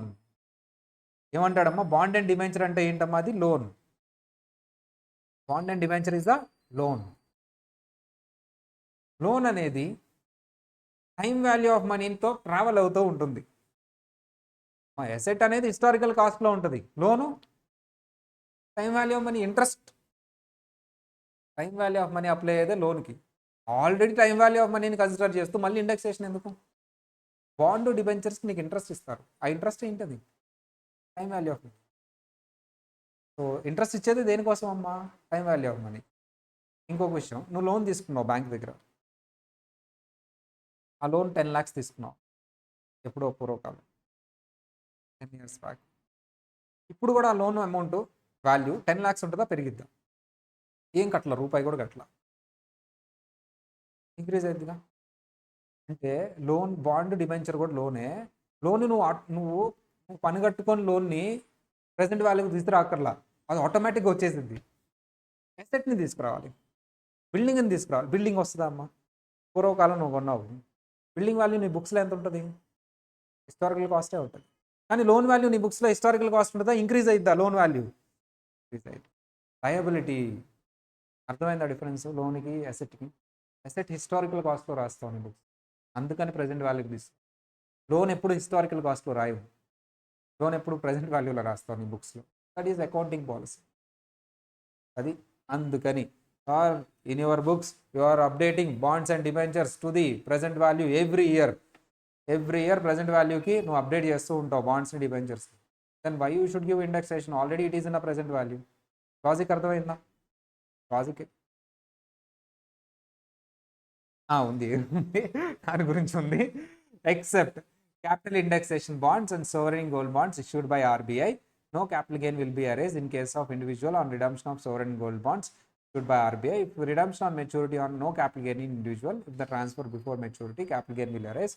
అంటే ఏంటమ్మా? For example, except capital indexation bonds or sovereign gold bonds issued by RBI as per section, పేరులోనే ఉంది క్యాపిటల్ ఇండెక్సేషన్ బాండ్స్, వాటికి indexation. No capital gain will arise in case of individual. ఆ point అయిపోయింది. ఇంకా stop. ఈ bonds and డిబెంచర్స్లో ఏ 2 బాండ్స్ని ఇండెక్సేషన్ ఇవ్వచ్చు, వదిలేసేయండి అని చెప్తున్నారు? Capital indexation bonds, gold, sovereign gold bonds. వాటిని ప్రమోట్ చేయడానికి ఆ పేరు పెట్టి ఇష్యూ చేస్తున్నాం మేము. ఇండెక్సేషన్ ఇస్తాము ఈ బాండ్స్ కానీ ఇష్యూ చేస్తున్నాం. ఎందుకు? ఆ బాండ్స్ కొనాలని అందరూ. గోల్డ్, సవరన్ గోల్డ్ బాండ్స్ని ఎంకరేజ్ చేయాలని. ఇవ్వకూడదు నిజానికి, కానీ ఇస్తాము కొనుక్కోని. ఎవరు కొనట్లేదు కాబట్టి ఎట్లయినా కొంటారని చెప్పి. ఏ 2 ఎక్సెప్షన్? ఒకటి, ఇంకొకటి సిఐఏ బాండ్స్, క్యాపిటల్ ఇండెక్సేషన్. అది అయిపోయింది, ఇది separate. No capital gain will arise in case of individual or redemption of sovereign gold bonds. Sir actually sovereign gold బాండ్స్కి ఇండెక్సేషన్ ఇస్తాను. బ్యాగ్స్ ఇచ్చి అమ్మ, గోల్డ్ బాండ్స్కి నేను ఇండెక్సేషన్ ఇస్తాను అంటున్నాను కదా. నిజానికి అసలు గోల్డ్ బాండ్స్కి క్యాపిటల్ గెయిన్ కూడా వేయను. ఎవరికి? ఇండివిజువల్కి. పార్ట్నర్షిప్ ఫామ్ అయితే క్యాపిటల్ గెయిన్ ఉంటుంది. ఇండివిజువల్ నువ్వు కొన్నావు అనుకోండి అమ్మా గోల్డ్ బాండ్, నీకు అసలు క్యాపిటల్ గెయినే రాదు. క్యాపిటల్ గెయినే రాకపోతే ఇండెక్సేషన్ వస్తుందా? అమ్మా, ఈ రెండింటికి ఇండెక్సేషన్ ఇస్తాను. ఏ రెండింటికి ఇండెక్సేషన్ ఇస్తాను? CIA bonds. బట్ ఇక్కడ ఈ గోల్డ్ బాండ్ గురించి మాట్లాడదాం. చాలా మంది దానికి అబ్జెక్షన్ చెప్పారు. సోవరెన్ గోల్డ్ బాండ్ అసలు ఎగ్జామ్టెడ్ కదా అన్నారు వచ్చి. ఇండెక్సేషన్ ఇస్తాను అని పాయింట్ రైజ్ చేశాడు యాక్ట్లో. వీళ్ళందరూ ఏం చేశారు? ఎగ్జామ్టెడ్ దానికి ఇండెక్సేషన్ ఇచ్చేది ఏంటి అన్నారు. క్యాపిటల్ గెయినే రాదు. Sovereign gold bond not a capital asset. చూడు, నువ్వు చదువు. అర్థమైందా? నువ్వు మర్చిపోయావు క్యాపిటల్ అసెట్ ఎక్స్క్లూడ్లో లిస్ట్ చెప్పు అమ్మా. వసుదా, క్యాపిటల్ అసెట్లో నుంచి ఏమేమి ఎక్స్క్లూడ్ చేశాను లిస్ట్ చెప్పమ్మా. Stock in trade, stock in trade, movable personal movable personal asset, movable assets, uh, rural agriculture, rural agriculture land, gold bonds. Gold bonds. నువ్వేం క్వశ్చన్ రైజ్ చేయాలి? Indexation ఇద్దాము సవరన్ gold bonds కంటే నువ్వేం rise చేయాలి? Indexation ఇచ్చేది ఏంటి sir? అసలు capital గెయినే రాదు కదా, అదే కదా రైజ్ చేయాల్సింది. So sovereign in gold bonds capital gain రాదు అనే మాట నిజం. No capital gain will arise in case of individual on redemption of sovereign gold bonds issued by RBI. అర్థమైందా? నీకు డౌట్ రావాలి కదమ్మా, సవరన్ గోల్డ్ బాండ్స్కి ఇండెక్సేషన్ ఇవ్వండి అంటే అసలు క్యాపిటల్ గెయినే రాదు, మరి ఆ పాయింట్ తప్పే కదా అని క్వశ్చన్ రైజ్ చేశారు. యాక్ట్లో ఆ పాయింట్ రాసినప్పుడు అన్ని బాండ్స్ డిబెంచర్స్కి ఇండెక్సేషన్ ఇవ్వను కానీ గోల్డ్ బాండ్స్కి ఇస్తాను, సిఐఐ బాండ్స్కి ఇస్తానంటే CII bonds okay fine. Gold బాండ్స్కి ఇచ్చేది ఏంటి? అసలు క్యాపిటల్ గెయినే రాదు కదా, నువ్వు ఎక్సెప్షన్లో చెప్పాల్సిన అవసరం ఏంటి? ఇస్తాను అని చెప్పేసి, ఇస్తాను అంటే క్యాపిటల్ గెయిన్ వస్తుందని కదా. అప్పుడు డిపార్ట్మెంట్ క్లారిఫై చేసి, బాబు ఎవరికంట అది క్యాపిటల్ గెయిన్ రాంది? ఆ గోల్డ్ బాండ్స్ ఎవరు కొంటే అంట? ఇండివిజువల్. ఎవరికమ్మా ఎక్సెప్షన్? ఎవరికి? ఇండివిజువల్ కొంటే. If the transfer before the maturity capital gain will arise, capital gain arise or indexation will be available. మా ఇండెక్సేషన్ ఎప్పుడు వస్తుంది అంటే క్యాపిటల్ గెయిన్ ఉంటేనే ఇండెక్సేషన్ వస్తుంది, క్యాపిటల్ గెయిన్ ఉంటేనే కదా ఇండెక్సేషన్ వచ్చేది. సార్ ఈ క్యాపిటల్ గెయిన్ సవరన్ గోల్డ్ బాండ్స్లో ఎప్పుడు వస్తుంది అంటే ఇండివిజువల్, అదర్స్. అదర్స్ అంటే ఎవరెవరు వస్తారు చెప్పండి? అదే ఎవరు? Partnership firm, company, HUF, AOP, BOI, AJP, local authority, వీళ్ళు.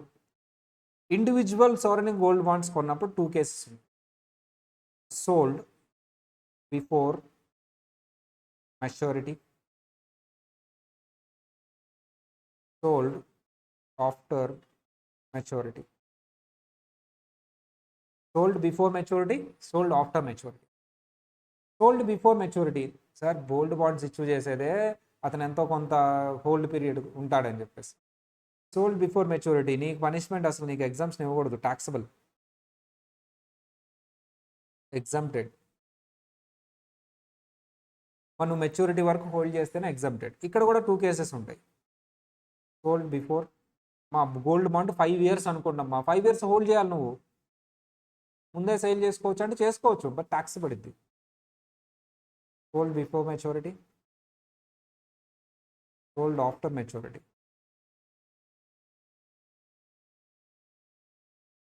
Taxable, taxable. 2 కేసెస్లో ట్యాక్సబుల్ అమ్మా. Taxable, taxable. ఎక్కడైతే ట్యాక్సబుల్ రాశానో అక్కడ ఇండెక్సేషన్ ఇస్తాను. జనరల్గా బాండ్స్ అంటే ఇండెక్సేషన్ ఇస్తానా ఎవరా? అందరు చెప్పాలి. బాండ్స్ అంటే ఇండెక్సేషన్ ఇస్తారా ఎవరా? ఇవ్వరు, కానీ గోల్డ్ బాండ్ కాబట్టి ఇస్తాను. సరే ఎక్కడ ఎగ్జామ్టెడ్? అక్కడ ఇండెక్సేషన్ క్వశ్చన్ మార్కే లేదు. If it is exempted, why indexation is applicable?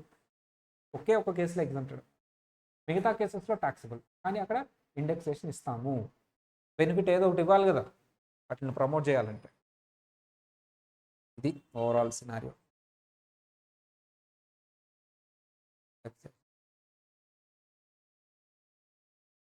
ఓకేనా? అదే చదువుతాను చూడండి. No capital gain will arise in case of individual on redemption of sovereign gold bond issued by RBI. But if the redemption on maturity, no capital gain by individual. But if the transfer before maturity, capital gain will arise. In case of other person, in both the cases, capital gain will arise and indexation will be available. Chart లాగేసాను. ఓకేనా? ఈ chart వేసుకోండి అక్కడ నీట్గా, sovereign gold bond chart.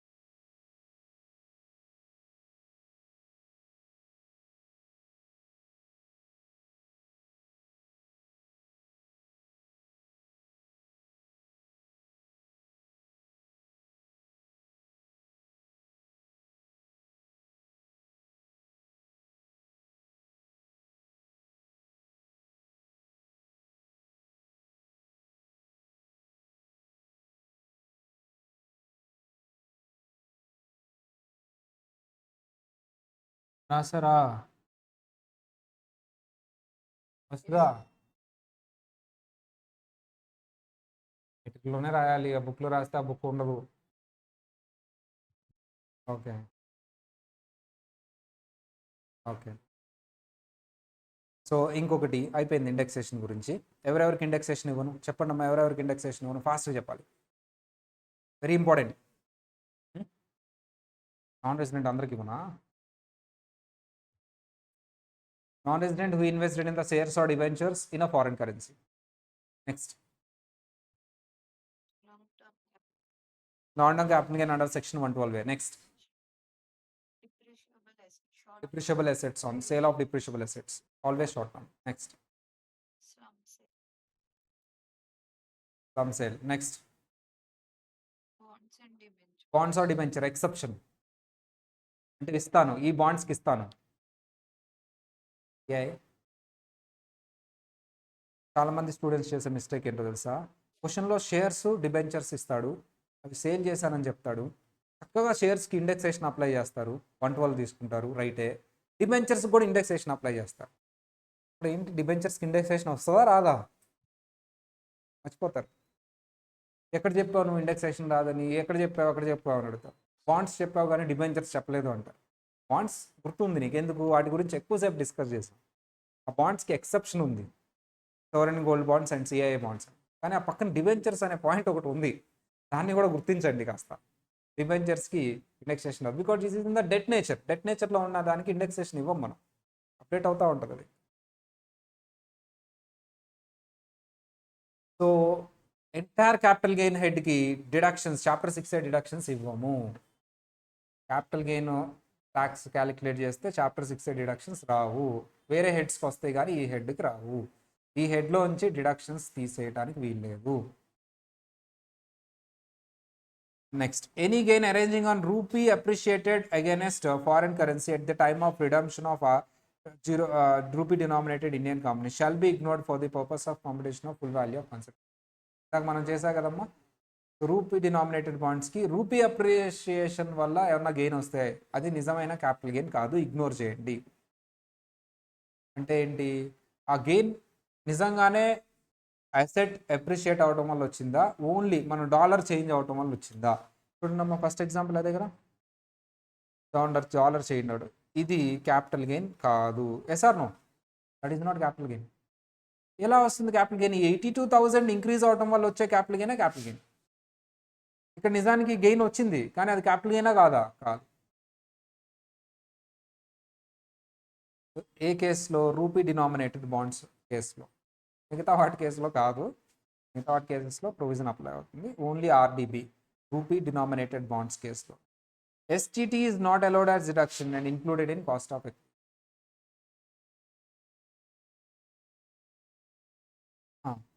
Foreign currency appreciate అవటం వల్ల ఒకటి ఆలోచించాలి, ఎస్ఎంలో వస్తుందిలే.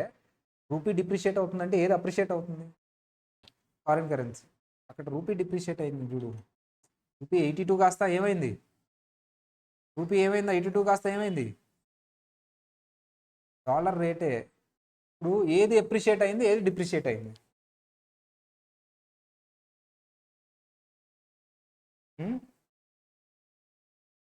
అంతకుముందు ఒక డాలరు అంతకుముందు ఒక డాలరు 82 రూపీస్ కొన్నాం, ఇప్పుడు ఒక డాలర్ ఎంతకు వచ్చిందమ్మా? ఇండియన్ రూపీ అప్రిషియేట్ అయింది, ఫారెన్ ఏమైంది? డిప్రిషియేట్ అయింది. ఫారెన్ వాల్యూ ఏమైందమ్మా? డిప్రిషియేట్ అయింది. డాలర్ వాల్యూ డిప్రిషియేట్ అయింది, రూపీ వాల్యూ మీరు అనుకుంటారు రూపీ వాల్యూ డౌన్ అయింది కదా అని, రూపీ అప్రిషియేట్ అయింది. అలా ఆలోచించాలి, అర్థమైందా నీకు? అంతకుముందు 82 రూపీస్ పెట్టాలి ఒక డాలర్ కొనాలంటే, ఇప్పుడు ఎంత పెడితే సరిపోతుంది? అంటే రూపీ అప్రిషియేట్ అయిందా, డిప్రిషియేట్ అయిందా? మీరు అలా చూడాలి, వాల్యూ చూడకూడదు మీరు, అర్థమైందా? అది ఎఫ్ఎంలో వస్తుందిలే డీటెయిల్. ఎస్టీటీ అమ్మా, ఎస్టీటీ డిడక్షన్ ఇస్తున్నానా ఇవ్వట్లేదా? అందరూ చెప్పాలి, ఎస్టీటీ డిడక్షన్ ఇస్తున్నానా ఇవ్వట్లేదా? ఇవ్వట్లేదు. డిడక్షన్ ఇస్తే కాస్ట్ ఆఫ్ ఎక్విజిషన్లో తీసుకోకూడదు, డిడక్షన్ ఇవ్వకపోతే నువ్వు షేర్స్ కొన్నావు నాన్న, ఎస్టీటీ కూడా పే చేయాలి. ఎస్టీటీ డిడక్షన్ ఇస్తానా ఇవ్వనా? ఇవ్వను. సో సార్ ఇక్కడ క్వశ్చన్ మార్క్, క్యాపిటల్ గెయిన్ దగ్గర ఎస్టీటీ ఎక్స్పెన్సెస్ ఆన్ ట్రాన్స్ఫర్ కింద తీసుకోను, అది ఎప్పుడు సేల్ చేసేటప్పుడు. కాస్ట్ ఆఫ్ ఎక్విజిషన్ అంటే ఏంటి? సేలా పర్చేజా? పర్చేస్ చేసినప్పుడు పే చేసే ఎస్టీటీ గురించి మాట్లాడుతున్నా నేను. కేర్ఫుల్గా ఉండాలి సార్. ఎస్టీటీ ఆన్ సేల్ ఎలాగో ఎలో చేయను ఎక్స్పెన్సెస్ ఆన్ ట్రాన్స్ఫర్లో. నేను ఇప్పుడు మాట్లాడేది ఎస్టీటీ ఆన్ సేల్ కాదు, ఎస్టీటీ ఆన్ ఎక్విజిషన్. షేర్స్ కొనేటప్పుడు కూడా ఎస్టీటీ షేర్స్ సేల్ చేసేటప్పుడు ఎస్టీటీ పే చేయాలా, పర్చేస్ చేసేటప్పుడు కూడా పే చేయాలా? సేల్ చేసేటప్పుడు పే చేసిన ఎస్టీటీ నాట్ అలౌడ్. పర్చేస్ చేసేటప్పుడు పే చేసిన ఎస్టీటీ ఏం చేద్దాం సార్? Very simple. ఆ ఎస్టీటీని నువ్వు డిడక్షన్ క్లెయిమ్ చేసావా ఎక్స్పెన్స్ కింద? పర్చేజ్ అంటే ఎక్స్పెన్సే కదా నాన్న, అప్పుడు నీకు కాస్ట్ ఆఫ్ ఎక్విజిషన్లో రాదు. ఎలా సార్? నేను షేర్ బ్రోకర్ నానా, ఎస్టీటీ నేను ఎక్స్పెన్స్ కింద రాసుకుంటా బుక్స్లో, అలౌడ్. నేను షేర్ బ్రోకర్ని కాదు కదమ్మా, ఇప్పుడు ఎక్స్పెన్స్ కింద రాయను బుక్స్లో, అప్పుడు అది క్యాపిటలైజ్ చేస్తాను. రిలయన్స్ షేర్ కొన్నావమ్మా నువ్వు, కొనటానికి ఇన్సిడెంటల్ ఎక్స్పెన్సెస్ కూడా క్యాపిటలైజ్ చేసుకోవచ్చు, లేదా పిఎన్ఎల్లో రాసుకోవచ్చు. ఇప్పుడు నేను షేర్ బ్రోకర్ అయితే పిఎన్ఎల్లో రాస్తాను. నేను షేర్ బ్రోకర్ కాదంటే ఏం చేస్తాను? నేను క్యాపిటలైజ్ చేస్తాను. అదే చెప్తున్నాడు. ఒకవేళ డిడక్షన్ తీసుకుంటే క్యాపిటలైజ్ కాస్ట్ ఆఫ్ ఎక్విజిషన్ లేవు, యాజ్ పర్ బుక్సే చేయి. సో నేను షేర్ బ్రోకర్ అయితే నాకు అది ఏమైపోద్దమ్మా? Capital expenditure, revenue expenditure STT అంటే కొండ అమ్ముతాం. సార్ యాజ్ నేను ఇన్వెస్టర్గా కూడా అది పిఎన్ఎల్ కింద క్లెయిమ్ చేసుకోవచ్చు, ఎక్స్పెన్స్ కింద, ఇది ఒక బిజినెస్ కింద చేసి. కానీ నేను ఇన్వెస్ట్మెంట్ లాగా చూస్తున్నాను అది. ఎస్టీటీ కూడా ఏం చేస్తాను? ఎస్టీటీ కూడా ఖర్చు లాగే చూస్తాను, అది కూడా క్యాపిటల్ ఎక్స్పెండిచర్ లాగా చూస్తాను, దాన్ని కూడా క్యాపిటలైజ్ చేస్తాను. డిడక్షన్ తీసుకున్నానా, క్యాపిటలైజ్ చేశానా? You can take. అదే నువ్వు పిఎన్ఎల్లో డిడక్షన్ తీసుకుంటే మళ్ళీ కాస్ట్ ఆఫ్ ఎక్విజిషన్ అని యాడ్ చేపిస్తాను మీకు. అది careful. STT on purchase, sale already discuss చేస్తా, ఎక్స్పెన్సెస్ ఆన్ ట్రాన్స్ఫర్లో రాదు. సో సెట్ ఆఫ్ ఇండెక్సేషన్ అయిపోయింది, సెట్ ఆఫ్. ఇది యాక్చువల్ తర్వాత ఎక్కడో చెప్పాలి, కానీ ఇప్పుడు ఒకసారి చూద్దాం. స్టోరీ ఏంటంటే, ఒక ప్రజలకి కష్టాలు వస్తే రాజు దగ్గరికి వెళ్తారు. పీపుల్కి కష్టాలు వస్తే ఎవరి దగ్గరికి వెళ్తారమ్మా? రాజు దగ్గరికి. Normal people. చిన్న రాజుకి కష్టం వస్తే పెద్ద రాజు దగ్గరికి వెళ్తాడు, కానీ ప్రజల దగ్గరికి వెళ్ళాడు ఎప్పుడు. పెద్ద రాజుకి కష్టం వస్తే చిన్న రాజు దగ్గరికి ఎప్పుడు వెళ్ళడు. తోటి పెద్ద రాజు ఉంటాడు కదా, అతని దగ్గరికి వెళ్తాడు, చిన్న వాళ్ళ దగ్గరికి వెళ్ళాడు. ఇది క్షత్రియ ధర్మం. అదే ఇక్కడ రాశారు చూడండి. అదర్ హెడ్స్కి లాస్ వస్తే క్యాపిటల్ గెయిన్ దగ్గరకు వచ్చినప్పుడు ఆల్వేస్ అడ్జస్ట్ చేసుకో. అదర్ హెడ్స్లో లాస్ క్యాపిటల్ గెయిన్తో అడ్జస్ట్ చేసుకోవచ్చు. వాళ్ళు లాస్ వచ్చిందమ్మా, క్యాపిటల్ దగ్గరకు వచ్చారు, అడ్జస్ట్ చేసుకోవచ్చు, ఎలో చేస్తారు. షార్ట్ టర్మ్ క్యాపిటల్ లాస్ వస్తే లాంగ్ టర్మ్ క్యాపిటల్ గెయిన్తో ఆర్ షార్ట్ టర్మ్ చిన్న రాజు దగ్గరికి వెళ్ళొచ్చు, పెద్ద రాజు దగ్గరికి వెళ్ళొచ్చు. లాంగ్ టర్మ్ క్యాపిటల్ లాస్ వచ్చింది, షార్ట్ టర్మ్ క్యాపిటల్ గెయిన్ దగ్గరికి అడ్జస్ట్ చేయకూడదు, ఎవరి దగ్గరికి మాత్రమే వెళ్ళాలి? Long term capital gain. Sir capital gain హెడ్లో లాస్ వచ్చింది, వేరే హెడ్ దగ్గరికి వెళ్ళొచ్చా? క్షత్రియ ధర్మం ఒప్పుకోదు. వేరే హెడ్ వాళ్ళు వస్తే ఎలోడ్. సో అదే చెప్తున్నా చూడమ్మా, లాంగ్ టర్మ్ క్యాపిటల్ లాస్ ఎవరితో మాత్రమే అడ్జస్ట్ చేసుకోవచ్చు. సో ఈ లాంగ్ టర్మ్తోనే పెద్ద రాజుతోనే. షార్ట్ టర్మ్ క్యాపిటల్ లాస్ ఎవరితో అడ్జస్ట్ చేసుకోవచ్చు? Long term gain short term gain. కానీ అదర్ హెడ్తో వెళ్ళొచ్చా? అందరూ చెప్పాలి, అదర్ హెడ్తో వెళ్ళొచ్చా? షార్ట్ టర్మ్ క్యాపిటల్ లాస్ వేరే హెడ్ దగ్గరికి వెళ్ళొచ్చా? ఎవరి దగ్గరికి మాత్రమే వెళ్ళాలి? ఏదర్ నువ్వు షార్ట్ టర్మ్ గెయిన్ దగ్గరికన్నా వెళ్ళు, లాంగ్ టర్మ్ గెయిన్ ఏమైనా ఉంటే దాని దగ్గరికైనా వెళ్ళి అడ్జస్ట్ చేసుకో. వేరే హెడ్ దగ్గరికి మాత్రం నాట్ ఎలో. వేరే హెడ్ రావచ్చా? రావచ్చు. Losses of any other head can be set off against capital gain, but loss of capital gain cannot be set off against other heads. ప్రజలకి ఏమన్నా కష్టం వస్తే రాజు కాపాడతాడు, ఆదుకుంటాడు, బట్ రాజుకి కష్టం వస్తే ప్రజల దగ్గరికి ఎప్పుడు వెళ్ళడు. అదే ఇక్కడ రాజు ఎవరు? Capital gain. క్యాపిటల్ గెయిన్లో కూడా 2 టైప్స్ ఉన్నాయి. 2 రాజులు ఉన్నారు, పెద్ద రాజు, చిన్న రాజు. పెద్ద రాజు అంటే ఎవరు? Long term. చిన్న రాజు అంటే ఎవరు? Short term. క్షత్రియ ధర్మం రాశాడమ్మా ఇన్కమ్ ట్యాక్స్ యాక్ట్లో. Loss can be carry forward to 8 years. Capital gain loss ఎన్ని ఇయర్స్ క్యారీ ఫార్వర్డ్ అవుతుందంట? 8 ఇయర్ అడ్జస్ట్ కాలేదు అంటే నెక్స్ట్ ఇయర్ అడ్జస్ట్ చేసుకోవాలా. ఎన్ని ఇయర్స్ వెళ్తుంది? 8 years. మళ్ళీ సెట్ ఆఫ్ అండ్ క్యారీ ఫార్వర్డ్లో వస్తుంది లేదు. In the question if the value of land and building are given separately. అమ్మ అయిపోయింది ఇక్కడతో set off and carry forward. అర్థమైందా? మళ్ళీ తర్వాత చెప్తాను, అయినా అర్థమైందిగా. లాంగ్ టర్మ్ క్యాపిటల్ లాస్ దేంతో మాత్రమే అడ్జస్ట్ చేసుకోవాలి, లాంగ్ టర్మ్ క్యాపిటల్ లాస్తోనే. లాంగ్ టర్మ్ క్యాపిటల్ గెయిన్తో, షార్ట్ టర్మ్తో అడ్జస్ట్ చేయొచ్చా long term capital loss? Long term capital loss short term గెయిన్తో అడ్జస్ట్ చేయొచ్చా? No. So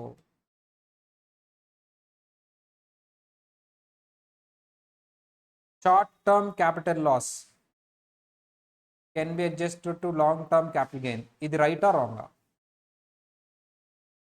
short term capital loss can be adjusted to short term capital gain. ఇది రైటా రాంగా? Long term capital loss can be adjusted to short term capital gain. Long term capital loss can be adjusted to long term capital gain. Short term capital loss can be adjusted to income from house property.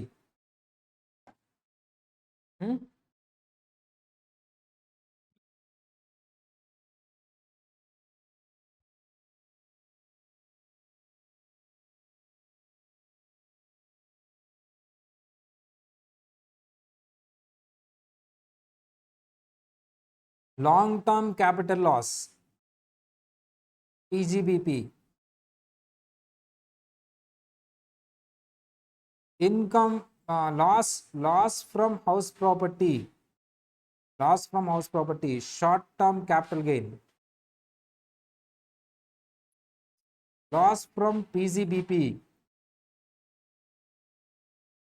long term capital gain. తర్వాత చూద్దాం. అది ఇంకా set of అది తర్వాత salary తర్వాత చూద్దాం. శాలరీలో loss వస్తుందా? శాలరీలో loss రాదు కాబట్టి వాళ్ళు ఇటు రారు. పోనీ క్యాపిటల్ గెయిన్ శాలరీ దగ్గరికి వెళ్ళిద్దా? అసలు పక్కన దానికి వెళ్ళదు, శాలరీ దగ్గరికి వెళ్ళిద్ది. అందుకని తర్వాత చూద్దాం. శాలరీలో లాస్ రాదు కదా, అటు నుంచి ఇటు రావాలి, ఇటు నుంచి అటు వెళ్ళకూడదు. అటు నుంచి ఇటు వచ్చే అవకాశమే లేదు కదా, లాసే రాదు కదా హెడ్లో. నెక్స్ట్ సార్, ఒక ల్యాండ్ ఉంది. ఈ ల్యాండ్ని మనం 2010లో పర్చేస్ చేశాడు. ఈ ల్యాండ్ మీద ఒక బిల్డింగ్ కట్టాడు. ఇప్పుడు కట్టాడు సార్? 2022లో కట్టాడు. ఈ రెండింటినీ కలిపి మొత్తంగా సేల్ చేశాడు. ఎప్పుడు సార్? 1/10/2024లో, అంటే మన ప్రీవియస్ ఇయర్లో 23-24లో. ఇప్పుడు క్యాపిటల్ గెయిన్ క్యాలిక్యులేట్ చేయాలి. క్యాపిటల్ గెయిన్ క్యాలిక్యులేట్ చేయాలి. ఇప్పుడు ఎంటైర్ అసెట్ లాంగ్ టర్మా షార్ట్ టర్మా? ఫస్ట్ క్యాపిటల్ గెయిన్ క్యాలిక్యులేట్ చేయాలంటే లాంగ్ టర్మ్ ఫార్మాట్ రాయాలి. ఫార్మాట్ రాయాలంటే లాంగ్ టర్మా షార్ట్ టర్మా తెలియాలి. లాంగ్ టర్మా షార్ట్ టర్మ్? ఎందుకు? బిల్డింగ్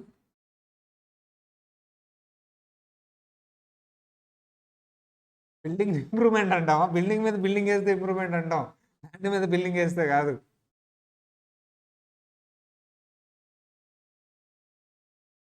లాంగ్ టర్మా షార్ట్ టర్మా? వస్తుందా? లాంగ్ టర్మా షార్ట్ టర్మా? రెండు. సపరేట్. సో ల్యాండ్కి సపరేట్గా, బిల్డింగ్ సపరేట్గా క్యాలిక్యులేట్ చేయాలి. సేల్ కన్సిడరేషన్ ఒకటే ఉంటే సార్, సేల్ కన్సిడరేషన్ అగ్రిమెంట్లో సపరేట్గా ఉంటే సపరేట్గా, సపరేట్గా లేకపోతే ఫెయిర్ మార్కెట్ వాల్యూ తీసుకోండి. ల్యాండ్ది బిల్డింగ్ మొత్తానికి సపరేట్గా అయితే క్యాలిక్యులేట్ చేయాలి, అంతేగాని రెండిట్లో ఏదో ఒకటి కాదు. ఏది లాంగ్ టర్మ్, ఏది short term?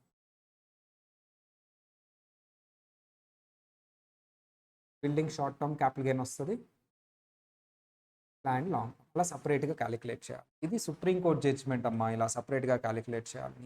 In the question, if the value of land and building given separately, indexation should be done separately. Indexation కూడా అంతే సపరేట్ చేస్తాం, అది ఇంకా obviously చేస్తాంలే. Here the question was given, gain is a long term or short term, because land is denominating long term, building is denominating short term. Court held that separate calculation should be made and consideration should be FMB. ఒకవేళ సపరేట్గా consideration లేకపోతే FMB తీసుకోండి. రెండింటి కలిపి కదా consideration ఉండేది. Sir మీరు సపరేట్గా క్యాలిక్యులేట్ చేయమన్నారు, మరి సేల్ కన్సిడరేషన్ ఒకటే ఉంటుంది కదా, రెండు కలిపి కదా అమ్మింది. సింపుల్, అగ్రిమెంట్లో సపరేట్ ఉండదో లేదో చూడు, లేదు మార్కెట్ వాల్యూ తీసేసి, అదే stamp duty value market value ఏదైతే అలా స్టాంప్ డ్యూటీ వాల్యూ అయితే స్టాంప్ డ్యూటీ మార్కెట్ వాల్యూ తీసుకొని క్యాలిక్యులేట్ చేస్తారు. ఓకేనా, అదమ్మా ఫార్మాట్ అయిపోయింది. ఫార్మాట్లో లాస్ట్ ఏంటమ్మా ఫార్మాట్ ఒకసారి చెప్పండి. Full value of consideration minus expenses on transfer net consideration minus cost of acquisition or indexed cost of acquisition minus cost of improvement or indexed cost of improvement long term short term capital gain or long term capital gain. Last one ఏంటో చెప్పాలి అందరూ. ఇవన్నీ చెప్పుకున్నాం మనం. ఫార్మాట్లో last దానికి వచ్చేసాం exemptions. Exemptions 2 సెక్షన్స్లో చెప్పారు. Exemptions under section 54, exemptions under section 10. First stage చెప్పుకుందాం. మీరంటే నాకు ఇష్టం కాబట్టి మీరు ఏది అడిగితే అది ఫస్ట్ చెప్తాను. ఫస్ట్ స్టేజ్ చెప్పుకుందాం అమ్మా. సరిగా చూడండి, ఫస్ట్ స్టేజ్ చెప్పుకున్నాం 10 కాదు, సరిగా చూడండి. ఎగ్జామ్షన్స్ అండర్ సెక్షన్ 54 ఫస్ట్ చెప్పుకున్నాం. తర్వాత రేపు క్లాస్లో స్టార్ట్ చేద్దాం. Important question guarantee. ఏదో కాలిపోయిన సౌండ్ అట్లా కాలిపోతుంది బయట. అమ్మా రేపు class important. Exemption 54 to 54 GB ఉంటాయమ్మా. చాలా ఇంపార్టెంట్, ఈజీ. రెడ్ కలర్లో వేసాను చూడండి. ఇది అంతకుముందు గ్రీన్ ఉండేది, రెడ్ చేస్తా ఎందుకంటే 2 అటెంప్ట్స్ బ్యాకే వచ్చింది కాబట్టి. మంచిగా నేను అమ్మ ఒక 2-3 పేజెస్ ఉండే వాటిని నేను బాక్స్లో రాసేసా 1 పేజ్లో వచ్చేలాగా. ఈజీగా కంపేర్ చేసుకుంటూ చదవండి, ఈజీ గుర్తుంటాయి. ఇంకా అసలు మనకి కష్టపడక్కర్లేదు. సో మామూలుగా అయితే అవి చాలా పెద్దగా ఉంటాయి అమ్మా. సెక్షన్ 54 ఒక 2 పేజీలు, ఈసీ ఒక 3 పేజీలు అలా ఉంటాయి. నేను మాత్రం నీట్గా బాక్స్ వేసి కంపేర్ చేస్తూ రాసేస్తా సమరీ లాగా. చదువుకుంటే చాలు, సెక్షన్ 54 నుంచి ఏ క్వశ్చన్ ఇచ్చినా రాసేస్తా. అది మొత్తం. సో ఎగ్జామ్షన్స్ కూడా అయిపోతే, ఎగ్జామ్షన్స్ అండర్ సెక్షన్ 10 కూడా అయిపోతే స్పెషల్ కేసెస్ ఉంటాయి సార్. సో అవి ఇంపార్టెంట్. మరి ఇప్పుడు వరకు చదువుకుంది ఏంటి sir? CMA enter syllabus, CA enter, CMA enter syllabus. అర్థమైందా? ఇప్పుడు వరకు మీరు అదే చదువుతున్నారు. దాని నుంచి కూడా క్వశ్చన్ వస్తుంది, కాదనట్లేదు. కానీ ఇంటర్లో ఆల్రెడీ కవర్ అయిపోయింది. మరి ఏది సార్ ఇంటర్లో కవర్ అవ్వదు? ఇదిగో ఈ ఎగ్జామ్షన్స్ అయిపోయిన తర్వాత, ఫార్మాట్ మొత్తం అయిపోయిన తర్వాత, సెక్షన్ 10 ఎగ్జామ్షన్స్ కూడా అయిపోయిన తర్వాత స్టార్ట్ చేస్తారు చూడండి. మా సెక్షన్ 10 కూడా అయిపోయింది కదా. సెక్షన్ 10 అయిపోయిన తర్వాత ఇదిగో ఇక్కడ నుంచి సెక్షన్ 56 ఇవన్నీ ఇంపార్టెంటే. Transactions not recorded as transfer, ఇవి అడిగేది ఫైనల్లో ఎక్కువగా ఎంసీక్యూస్. ఇవి అమెండ్మెంట్స్ కూడా వస్తుంది ఎక్కువగా, యాడ్ చేసుకుంటూ వెళ్తున్నాడు. ఇవన్నీ ఎన్ని ఉన్నాయో చూడండి అమ్మ, 22 ఉంటాయి మొత్తం. తర్వాత ఇవన్నీ అవే లాస్ట్. ఇంకా అది చదువుకున్నాం అంటే అవి అయిపోయినట్టే. 22 పాయింట్స్ చదివి గుర్తుపెట్టుకుంటే చాలు. ఆ 22 పాయింట్స్కి ఒక షార్ట్ కట్ మీరు ఫ్రేమ్ చేస్తారు, నేను రాస్తాను. ఐ థింక్ ఒక 2 వీక్స్ తర్వాత జిఎస్టీ కూడా స్టార్ట్ అయిద్దమ్మా. జిఎస్టీలో అయితే అన్ని షార్ట్ కట్సే. నాకు తెలిసి డీటీ కంటే జిఎస్టీ ఈజీగా ఉంటుంది. ఓకేనా? నెక్స్ట్ క్లాస్లో మనం సెక్షన్ 54 రేపు ఏమి ఉండదమ్మా క్లాసు. కాకపోతే నేను మీకు హోంవర్క్ ఇస్తాను. ఏం హోంవర్క్ ఇస్తారు సార్ మీరు? క్వశ్చన్ బ్యాంక్లోంచి కొన్ని క్వశ్చన్స్ సెలెక్ట్ చేసి మీకు ఇస్తాను. అవి హోంవర్క్ చేసి నాకు పెట్టి. ఇప్పటి వరకు అయిన సిలబస్లో ఎక్కడి వరకు సాల్వ్ చేయగలిగితే అక్కడ వరకు సాల్వ్ చేయండి. మేబీ ఎగ్జామ్షన్స్ ఇంకా అవ్వలేదు కాబట్టి చేయలేకపోవచ్చు. ఎక్కడి వరకు సాల్వ్ చేయగలిగితే, అట్లీస్ట్ నెట్ కన్సిడరేషన్ వరకు అన్నా సాల్వ్ చేయగలిగితే చాలు. ఓకేనా? మీకు ఫోన్కి పెట్టేస్తా వాట్సాప్.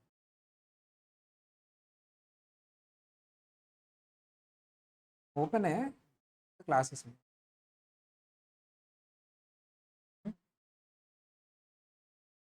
Exam weekend exams.